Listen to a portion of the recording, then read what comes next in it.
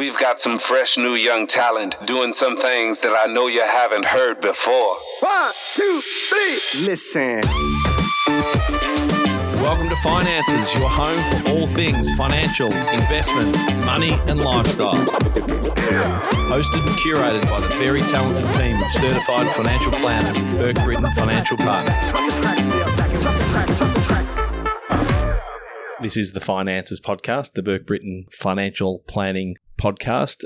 Today, like many of our previous podcasts, PB, we focus on some of the organisations, some of the charities that we've supported through the Future Generation Fund. Would you like to introduce our guest today? I would certainly like to do that, Penny Stanley. It's great to have you on board with us today. And I suppose a little bit of background, Penny's brother-in-law, Jared, has been a good friend of mine for a long time through the Bellpark Footy Club originally, and even with his move elsewhere to other footy clubs, we've remained good friends. And Jared himself raised Zoe's fight with me, 5 or 6 years ago, and what you were trying to do. So we'll let you tell the story about Zoe's fight, but I think that the fact that there was a link originally, and that's opened up the door for us to, with our FG program, the donation program, to support. Very sad reason you've got this foundation happening, but the really, really important reason it needs to be supported. Absolutely. That's the stuff we'll talk about today. So firstly, thank you very much for having us on board. And obviously, like you said, Uncle Jared, or as Zoe would know Jared as, is very kind and generous and very supportive of Zoe's Fight Foundation and loved Zoe dearly. So he's always very helpful and coming up with great ideas to help Zoe's Fight charity. And some not so great, I'm sure. No. Everything, like, we have lots of ideas at our meetings, and Fantastic. So it's been really good. And then when Jared nominated Zoe's Fight for Future Generations for community donation, I was just like, wow, so very special. And all the money raised will help, brain cancer research and helping us raise awareness. So something, I guess, positive. I'm trying to get something positive out of losing Zoe, I guess. Can you, again, as hard as it might be, it's only 5.5 years ago that you lost your beautiful little girl. Yeah. Can you give us the background, exactly what happened, the condition she had, and how damn quickly she went because of that? So Zoe was 4 years and 10 months exactly. So pretty much second week of kinder, healthy, happy, zooming around the house. I actually had time off because I'd just had surgery for my cancer. And she came to me kind of saying, "Mummy, I've got a sore head." So at the time, there was a few viruses going around with tummy aches and headaches. And over-anxious Penny always kind of thinks the worst, but, gave her all the, Panadol and everything, put her to bed, took her to the GP 7 days later, and they kind of said, "Nah, she's fine." And then another 5 days later, she was like screaming, grabbing her head, and I'm like, something's not right. So took her to the emergency department, and that's where it all snowballed. A CT scan in the emergency department, they were kind of toing and froing whether to do one, and then they did one and found a tumour. Well, they didn't know if it was a tumour, but a lesion on the left side of the brain, and then pretty much said, "You need to call your husband in. She'll need to go to Melbourne tonight." So I still remember the doctor and the nurse walking in, and I was like, as a nurse myself, I'm like, this is not good. And I was just like, just take it, give it all to me. Just take it away from Zoe. She's 4.5. Like, she's just, she's everything in our world. And we just have been so lost without her since. So it literally from diagnosis, I guess, to she had obviously MRIs, surgery. So she had a craniotomy. And then after that, 7 days later, she was diagnosed with grade 4 rare aggressive brain cancer, which is one of 150 different types of brain tumours in kids. So this brain tumour is called glioblastoma multiforme. So majority of brain tumours in children is actually not glioblastoma. Glioblastoma in kids is very rare. It does obviously happen, but they pretty much said to us, go home and make memories. And I guess that made me angry because you feel very, I don't know, like this day and age, everything is kind of like, we've got a cure for this, we've got a cure for that. You've we'll just give you chemo and you'll be right, or give you surgery, you'll be right. But brain cancer. They're like, oh, no, sorry, we can't do anything. And we're like, yeah. And I'm like, what do you mean? So, every time from then on, we kind of, when we were driving up for Zoe's appointments, I was like, I've got to do something. The more I started looking into it, I was like, how is there no research? How is there no money? Government wasn't doing anything. Like, it was one of those diseases that, is like very low below the funding. Because of the rarity of it. Yeah. And there was like a few other cancers that were kind of like pancreatic cancer and a few other cancers that were very like low funding. So in 2017, we ended like just lots of people rallied in 2017 and the government ended up starting a brain cancer mission. Fantastic. At the end of October, November. So, but there was lots of people involved. So there was a guy named Dustin Perry, and he actually had a little girl, Chloe, who actually passed away 5 days after Zoe did in the same hospital, so on the same floor. And so he did a lot of lobbying to the government and still does a lot of work with the government now to try and make sure that brain cancer is receiving some sort of government funding. You can't fix it if you don't do the research and learn more about it, can you? Exactly. So you can't find a cure unless you look for it. And if you don't have the money if you don't have the awareness out there that brain cancer is actually killing children and, there's no funding or little funding, then it's still going to stay the same and it's not going to change. So here we are, because she passed away 9 months after her diagnosis. So at what point after Zoe's passing, having to deal with losing a child, at what point were you thinking about taking that energy and that love for Zoe and putting it into charitable organisation in her memory?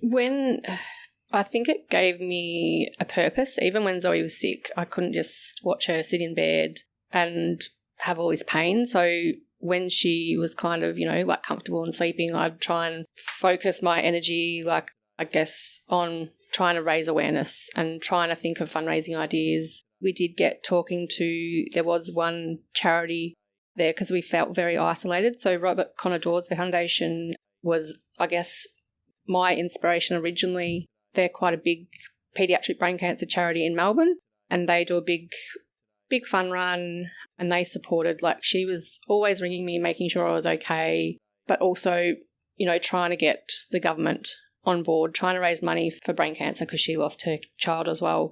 But I guess our inspiration was our 4 of my girlfriends wanted to raise money for Clint, myself and Zoe, and they did this online auction, and I was like, there is no way we are having this money.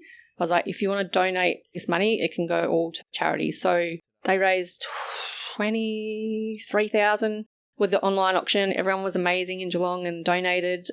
And we ended up donating to Carrie's Beanies, RCD, and a few others. And then pretty much, so it continued from there, really. 2018, we became a charity, a registered charity, which is, tell you what, the paperwork. A journey. I don't like paperwork. I like the charity side of things, and I love being able to raise awareness, and the paperwork makes me stress. But it's all worthwhile in the end. I guess if it's trying to help one other family, then that's, I guess, makes me happy. So did the charity begin while Zoe was still with us? Or? So technically, no. So technically, Zoe's charity we ended up founding in 2018. So the fundraising began? Yeah, fundraising began pretty much in 2017. Okay. Through obviously other avenues that we kind of donated to. So Carrie's Beanies for Brain Cancer, we organised a fundraiser at Geelong Racing Club. Sorry, I didn't organise it. Renee Enright, Roxanne Bennett, and the team from Bay FM organised beautiful race day. Zoe actually attended. She was very unwell that day. And they raised $22,000 for Carrie's Beanies. So even though it was like a hard day because, I knew Zoe was so sick, it was just so good seeing the community together. So, I don't know, it just warmed my heart. I was like, okay, I think we can keep this going because there's just so much community spirit. And here we are 5 years later. So what have you, the focus of the fundraising, where are you directing? What's your principal intention or what you're choosing to do as you raise money? What are you wanting it to do for this fight against childhood brain cancer? So I guess our main focus is paediatric brain cancer research. So for people who don't know what paediatric, it's just another word for kids. Brain cancer. So I guess as a charity, we are able to work out where we think we can see the best spent money is. Best so leverage.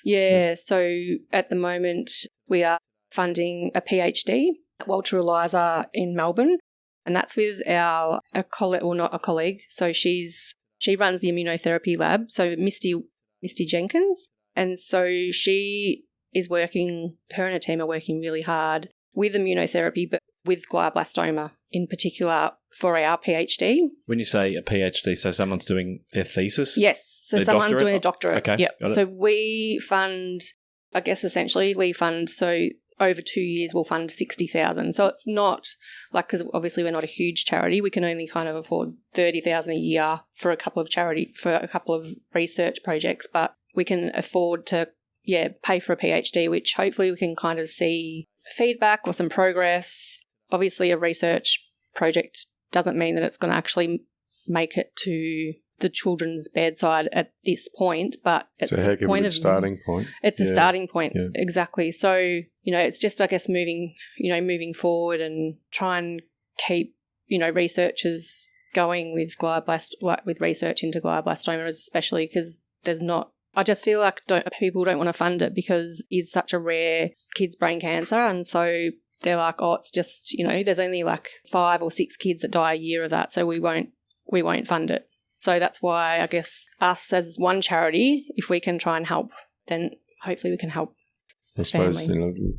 they're trying to put some logic around that. If there's from a government perspective, the budget is limited, so therefore they've got to try and get the best bang for their buck. And sadly, it's the low incidence health issues that are not so politically motivating because there's not as many people that will vote against or vote for, so therefore the money usually goes where the biggest voting potential is. So Yep. I guess to be able to do what you're doing and saying, well, this is, we know what we went through. You as a family know what you went through, and you don't want another 5 families to have to go through that next year Yep. and the year after.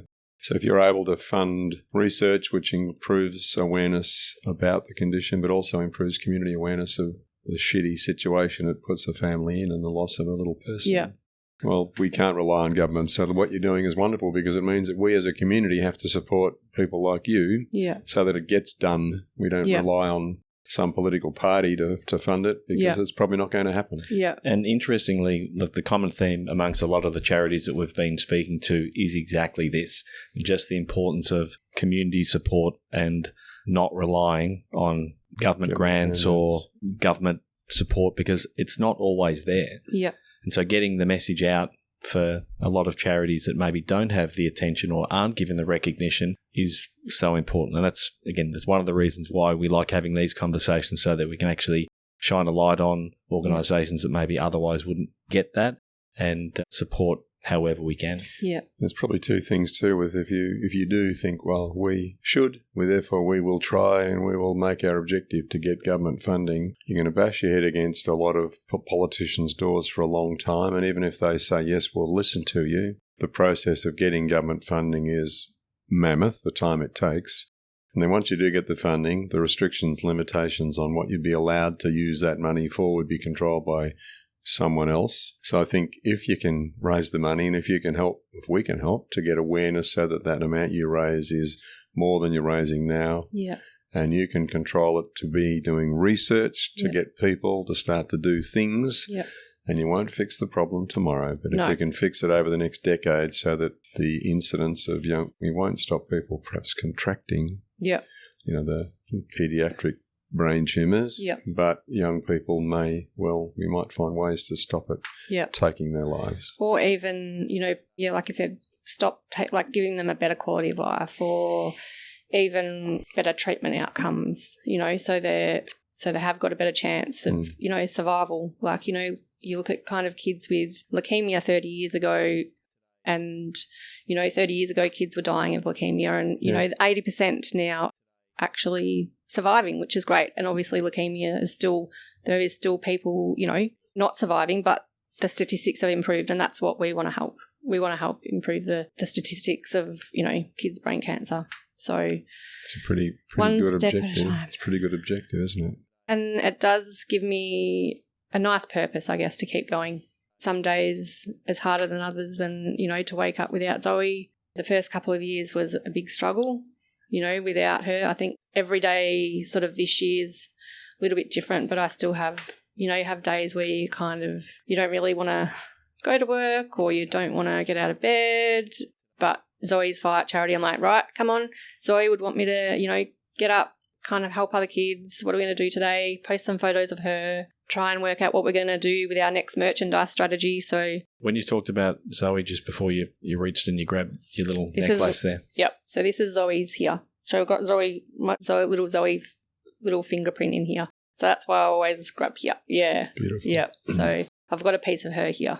Yeah. I think that it doesn't, no way it can fix the pain and the rawness of what you've been through, but if you can try and take out of that horrible trauma, that horrible catastrophe that you've experienced, and try and find a way to create positive, and if you can use that energy to try and, her legacy is that you are now going to make sure that there's a greater chance of another family not suffering what you've suffered, and if that can be her legacy, then she continues to live on because she's making a difference even though she's not with us anymore. And like I always say to other parents that have been through, you've along this journey, you kind of meet a few other parents that have been through very similar circumstances that have lost, a child to brain cancer. So I've probably, met 5 or 6 or 7 other parents that have lost, a child to brain cancer. And I've met a couple that have lost their child to glioblastoma, and we just want the same thing. Like, we just want our kids back. And they got ripped off with their life, and we all kind of just, want there to be better outcomes for kids because crap. Can't imagine being told your child's got a headache. Oh, hang on, it's not a headache. Sorry, take her home, prepare for the end. I mean, you can't conceive of that. And it's still, like, I think back to all those days and memories, like, I think there's a part of me that probably has PTSD from all the, all the trauma I've got watching Zoe go through so much pain and suffering and hospital admissions and general anaesthetics and complications, and radiation was the worst. It's not something you want to go through yourself, and even having to watch your child go through it, it's absolutely hideous. Like, it's just so gut-wrenching, and you've got to kind of try and stay strong for them. So there's a part of you that just wants to break down and cry, and the other part's like, oh, you did really well, and then you just want to be like, oh, I just want to kill this brain cancer. Yeah, you're living two realities at the same time. Yeah. So we had a very good supportive family, which we were very lucky. We had, our parents and our family and my husband Clint and their family, and they're just amazing, and our friends. So, everyone gathered around us, and pre-COVID times we're allowed to have visitors at the hospital, which I think is one of those things that helped me and maybe also Zoe get through, and Clint. I can't imagine how parents got through this during COVID with a child being diagnosed with a cancer diagnosis through COVID. Just pretty amazing times, horrible times of crisis like that, when you realise how wonderful it is to have great loving, caring family, close friends. Yep. And people can't fix it, but they can at least be there to give you a cuddle, at least to let you lean on them and let you cry for 5 minutes and not judge you, just be supportive. It's critically important. Oh, so important. I just, And I think, like I was saying, there's so many, like, parents in that time with COVID that would have missed out on that, and kids would have just been so much more anxious and isolated. So horrific to contemplate what that would have been like. It's tough enough as it was, I'm sure. Yeah. So what's the future for Zoe's Fight? What do you want it to? How are you? Sorry, come to you. That must demand a huge amount of your energy and time, as you're saying. How sustainable is it for you to keep doing the work to generate fundraising programs and so on? I mean, so I guess it's sustainable. I have got, I guess, if I touch on my role, so I only work part-time as a midwife, and so I guess my love job is, the other 2-3 days of the week, at the forefront of Zoe's Fight Foundation is trying to, see what fundraising events we can do and, organise meetings. And I guess as a founding director, I don't know if that, I don't really feel like I am, but, trying to make sure that, I guess, all the money is going to, proper where we want it to go. So I guess it is sustainable. It's hard work, but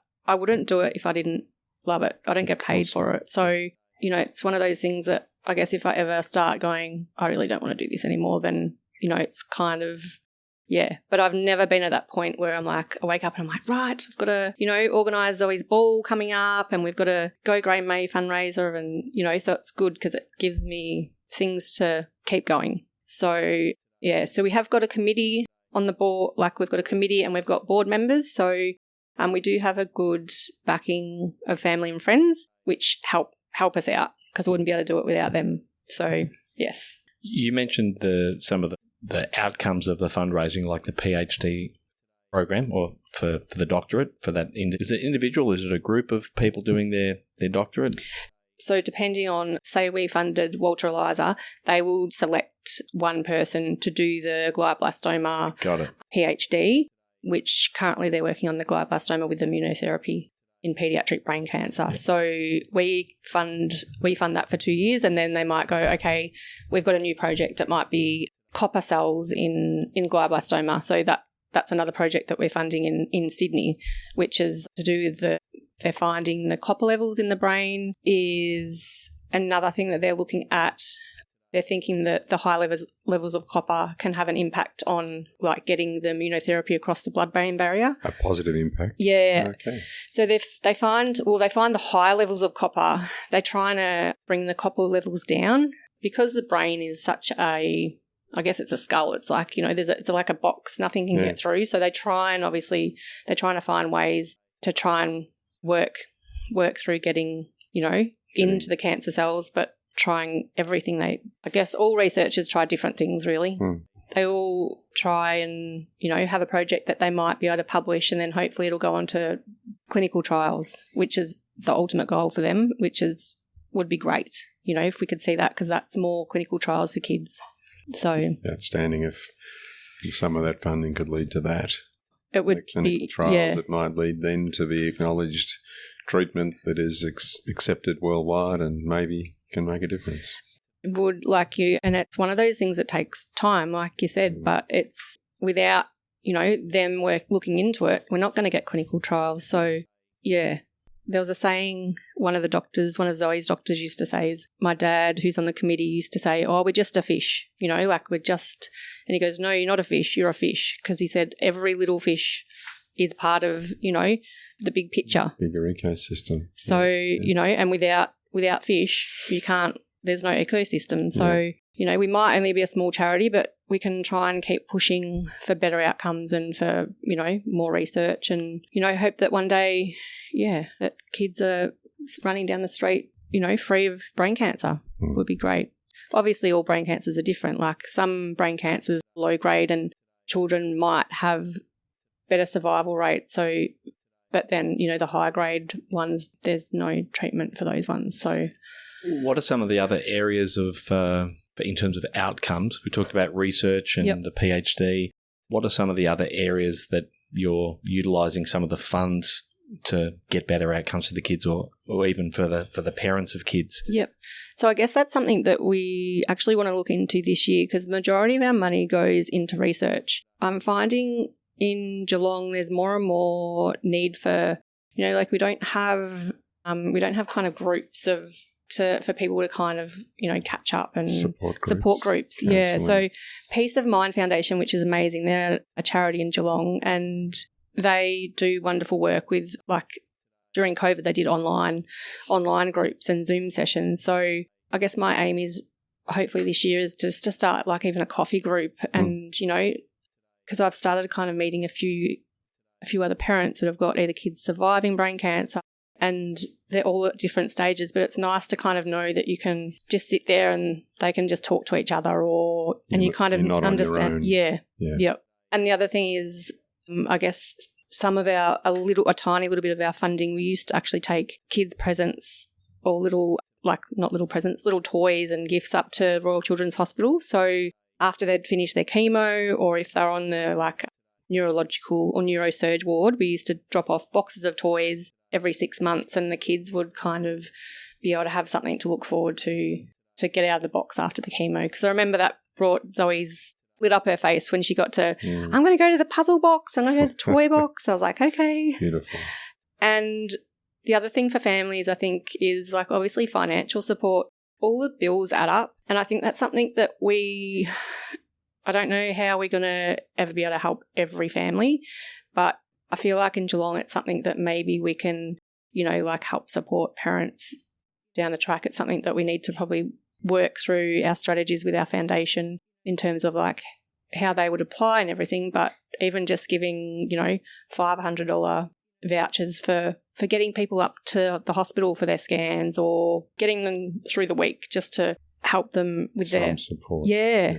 Because everything just adds up like phenomenally. Just one of the questions that prompted me to think of as you're talking about the support group here in Geelong, is there an opportunity to say, well, look, we're a very small charity, Zoe's Fight, and we're trying to focus on paediatric brain tumour, this specific issue, but there's lots of related issues and there's probably lots of other charities out there busting their backsides to raise money. Yeah. Is there a way of trying to actually get a united front with a number of other smaller charities so you get more bang for your administrative buck? Yes. And you can actually start to bring in the counselling stuff that someone else is doing to support your group. And you provide some of the research you're doing and the access to university PhD people for another group. So, again, I don't know, have you contemplated that? No, that engaging with other groups. Yeah, and like I was saying, Peace of Mind Foundation actually I'm going to try and organise with Beck in the next few months because they obviously fund a brain cancer nurse, which I think is great. They fund a brain cancer nurse in Geelong. So, it is things like that I guess we're not going to be able to do it alone. So we need to be able to do it collaboratively. And so we also co-fund with a few other Melbourne charities. So, for instance, Robert Connor Dawes Foundation in Melbourne, we just co-funded $15,000 to a brain cancer biobank over in South Australia. So, it's only a little bit. It's kind of a little bit of... That's like one fish, lots of fish. You said before, if a lot of you get together, the collective clout can be significant. Yeah. And it's trying to get that power of charities behind together and then trying to say to the government, hey, if we give this much, can you dollar for dollar? Yeah. But it's all dreams and sometimes, lots of sweat and toil. Yes. Sweat and toil, Yeah. So... Yeah, there's so many commonalities between, like, you have to see that, like, with the charities that we're talking about, like, obviously the original establishment or the intent of the charity are different, but the commonalities of supporting people, particularly I was thinking about River's Gift and beautiful Alex. Yeah, and how what sometimes gets forgotten when we think about charities, and particularly when we're talking about children, is the parents and the support and the impact that it has that reverberates out, and that counselling support. Like research is critical. Yeah. So is supporting family and people around. And that probably leads to my next question, I suppose, around what do you see as some of the other like key priorities in terms of fundraising and where money raised can actually be put to good use? Like you were saying, I think counselling could be one of those areas. Like obviously, there's lots of us trying to put money towards research, but you kind of want to support the families here and now as well. So, it is trying to work out where your funds can go, but then everything, I guess, costs so much money. It's like how much money do you spend on supporting counselling, or how do you just keep it locally, do you just keep it Geelong based for the moment, or, there's so many, I guess, different things to focus on. But I guess our main focus would be awareness. But we don't really spend a lot of money on that. If we spend money, it'd be to do merchandise, and then any money that is raised through merchandise, we carry it over to providing funds to our projects. So, and the other main thing is, so research. But like you said, support groups, I think is something we could probably work on this year, because there seems to be more and more families that I'm finding out about through Geelong, which is sad because I kind of wanted it to stop, but it hasn't stopped.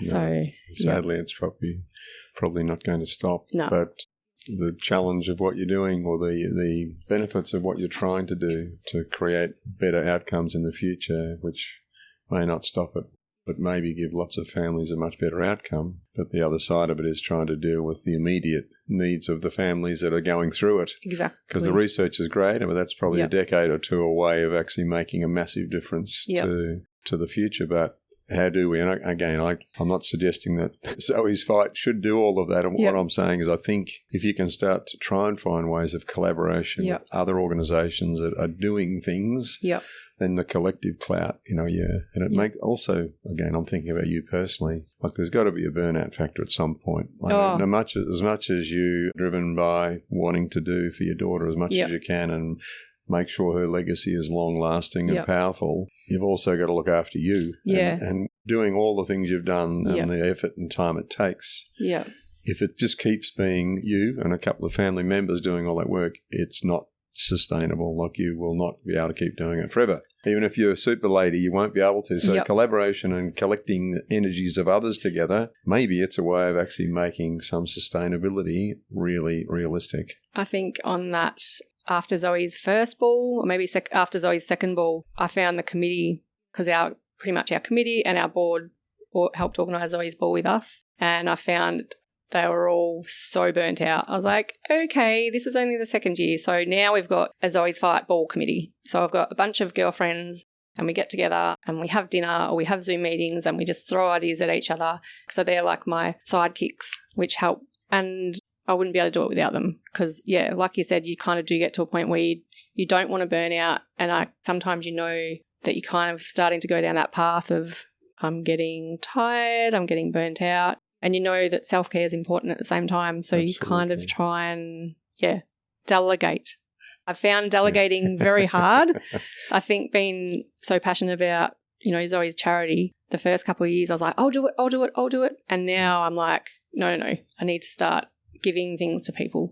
Delegation is not divesting. It doesn't mean you're giving it away completely. It just means you're getting people to support and help. Yes. And having subcommittees, groups that just come in and their focus is just helping you with the ball or helping you with this particular fundraising or finding another way to spend the money in a particular place or linking up with another group. Yep. So you've got to engage with others and bring others in to support you. Absolutely. Maybe on that point, including obviously monetary sort of donations, what else do you see Zoe's Fight needs to continue to be sustainable? Is it volunteers? Is it board members? Is it new committee members?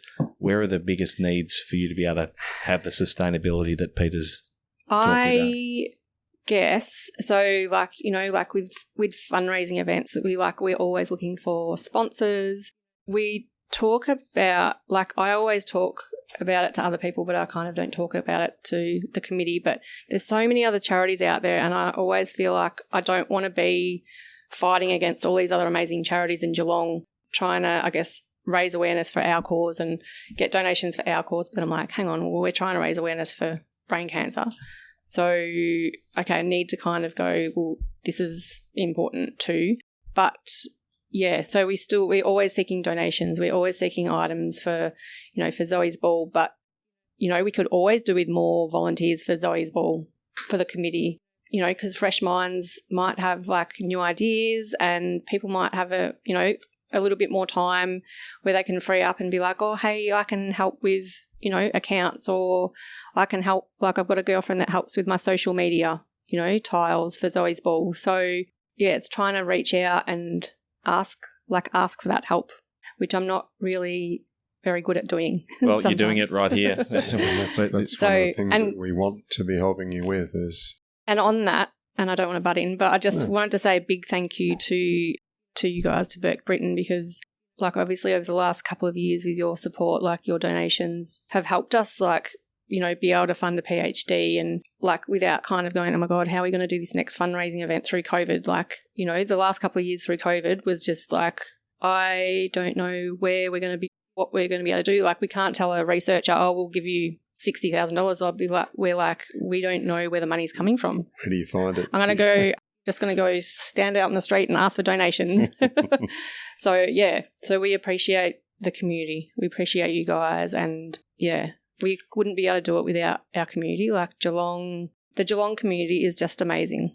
Like, it's a genuine philanthropic thread that runs through the Geelong community. We're blessed to live in this beautiful place. And I think one of the things that a conversation like this we hope can help is many people and organisations out there looking for something to do. They're looking for ways to help. They're looking to be able to add a little bit of their own good fortune back to support those that need that support. Well, let's make sure they all hear about Zoe's fight, and there might be 1 in 10 people that listen to this and will talk to someone about this discussion. Well, actually, I'd be really happy. I don't mind doing fundraising stuff. I'll put my hand up to assist with the ball.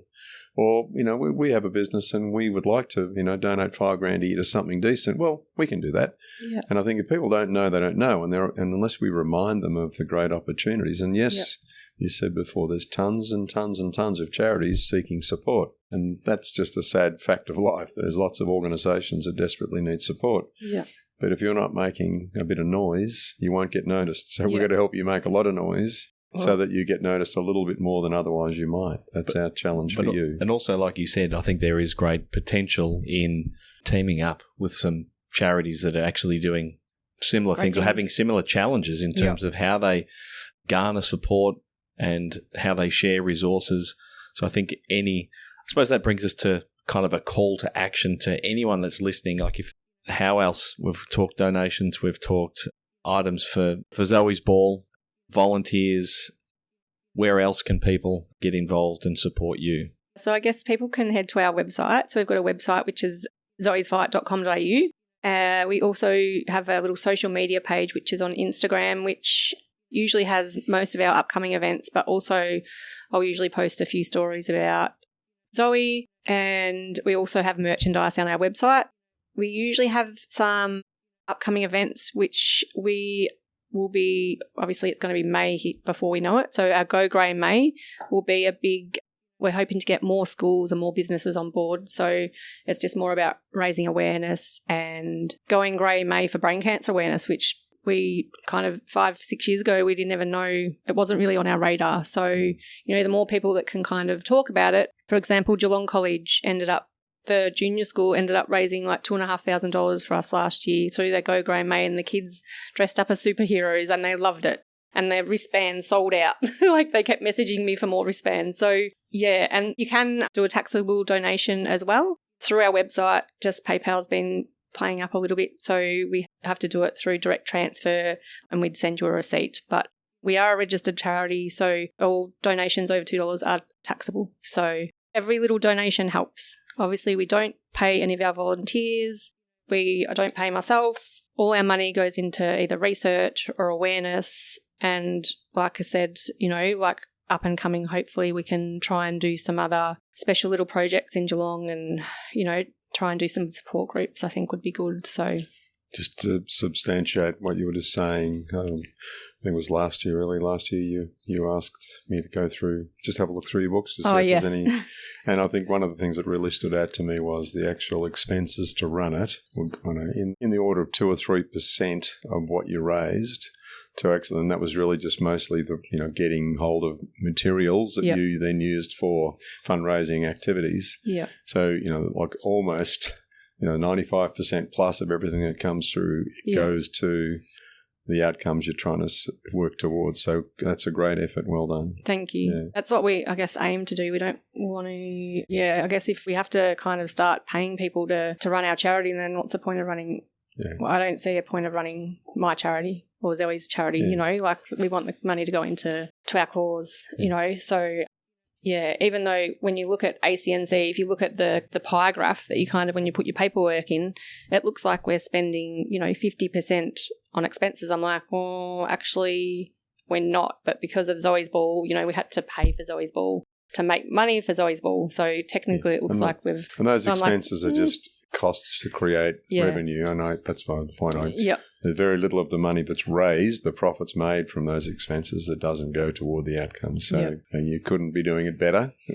That's a great thing. But maybe there's also an argument, again, talking about this collaboration that we've discussed, where if there are other groups out there that think, gee, we've got a similar theme or a similar philosophy, we've got the same battles, the same challenges, if you start to get some collective energy together, maybe at some point there is room to share the cost of someone to actually start to generate full-time efforts or part-time efforts into fundraising exercises and things. Yeah. That's an objective for the future, perhaps. Yeah.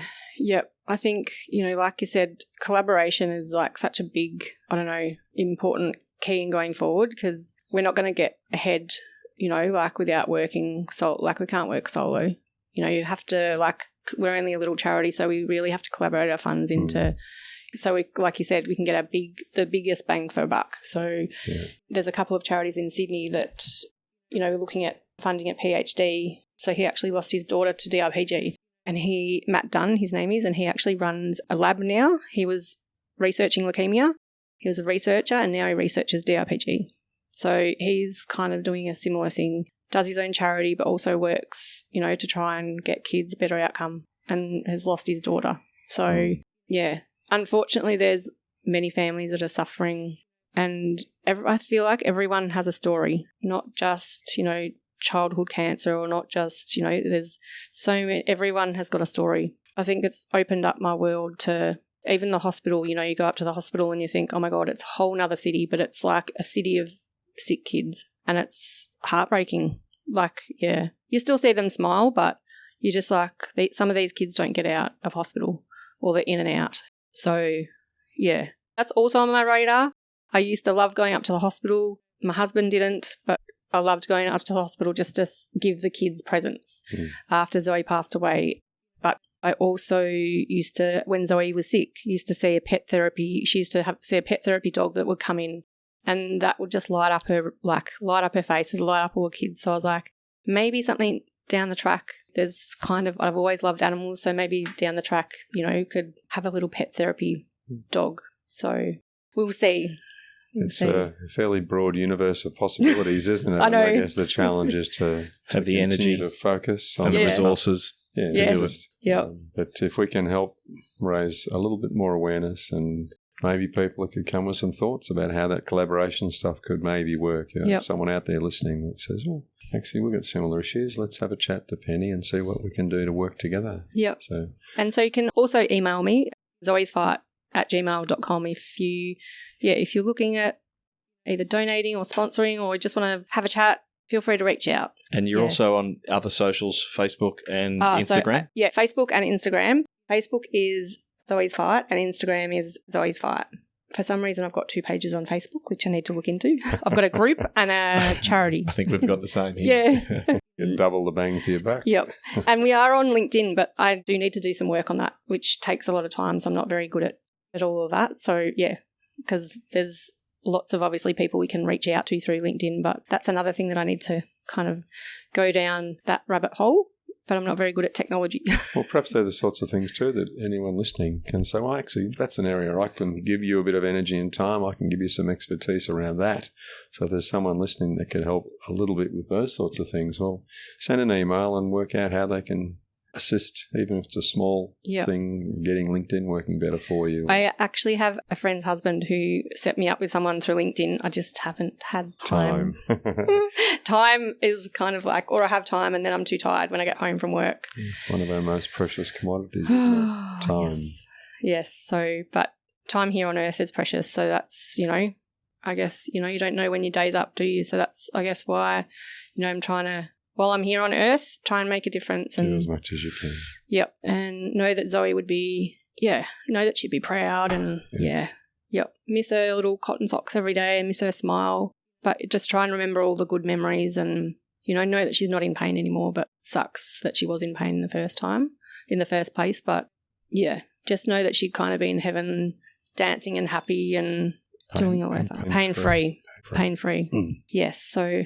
yeah. I think that's a pretty beautiful way to wrap things up. Penny, is there anything else that you'd like to say before we say goodbye to you? Thank you again. Obviously, we've got Zoe's Fight Ball coming up in October. That's so October the 14th. So yep. Save the date. We'll obviously have ticket sales coming up probably in the next month or so for early bird.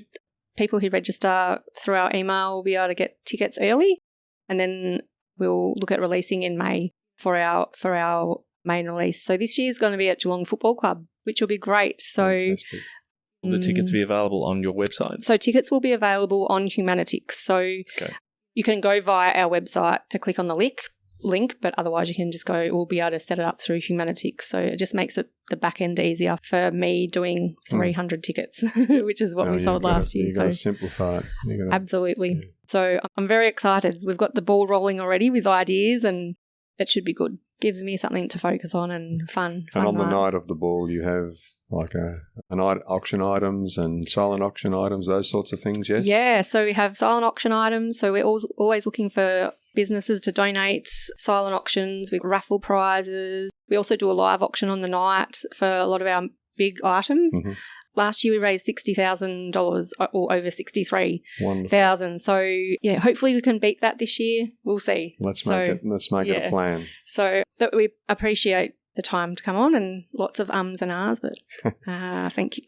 It's all good. Penny, it's great to see you. Thanks for sharing your story with us, and we look forward to having you back on the podcast maybe after this year's event, and you can fill us in on how you went, whether we nailed that 63,000 plus. Thank you. And thank you very much for your time. Get out and enjoy the sunshine, hopefully. Thanks, Penny. Thanks, PB. Thank you, Pete. And thank you, Jay. Thanks very much. We hope you enjoyed today's episode. If you're keen to understand more about how financial advice could benefit you, follow us on Instagram, Facebook, and Twitter at Burke Britton FP, or Google Burke Britton Financial Partners. Check out our client reviews, testimonials, and make a time to meet one of our certified financial planners by clicking Book Now on our website. Thanks for listening.